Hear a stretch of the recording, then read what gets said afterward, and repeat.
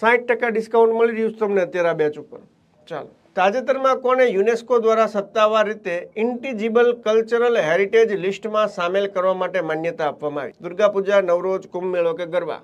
ગુજરાતના મુખ્યમંત્રી ભૂપેન્દ્રભાઈ પટેલ દ્વારા જાહેરાત કરવામાં આવી કે હે બધા ગુજરાતીઓ, આપણે બધા શું થઈ ગયા છીએ? ગરબાની અંદર સક્સેસફુલ થઈ ગયા છે. તો જે ગરબાનું નૃત્ય આપણે જે આટલું પ્રેમથી કરીએ છીએ ને બધા લગભગ ગુજરાત અને ગરબા એટલે ગુજરાત, બરોબર છે? આવી રીતે લગભગ હિન્દી જગત આપણને ઓળખે છે.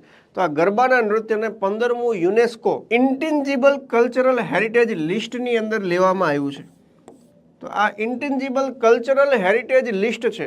તો એવી પરંપરાઓ પેઢી દર પેઢી, એક પેઢીથી બીજી પેઢી, બીજી પેઢીથી ત્રીજી પેઢી, ત્રીજી પેઢીથી ચોથી, ચોથીથી પાંચમી, પાંચમી, છઠ્ઠી, છઠ્ઠી, સાતમી, સાતમી, દસમી, આઠમી, નવમી, નવમી, નવમી, આવી રીતે પેઢી દર પેઢી એ આપણે પોતાની નવી પેઢીને આપતા જતા હોય, બરોબર? એ સંસ્કૃતિ, આવી બધી જે સંસ્કૃતિઓ છે આને આ લિસ્ટની અંદર સમાવેશ કરવામાં આવે છે.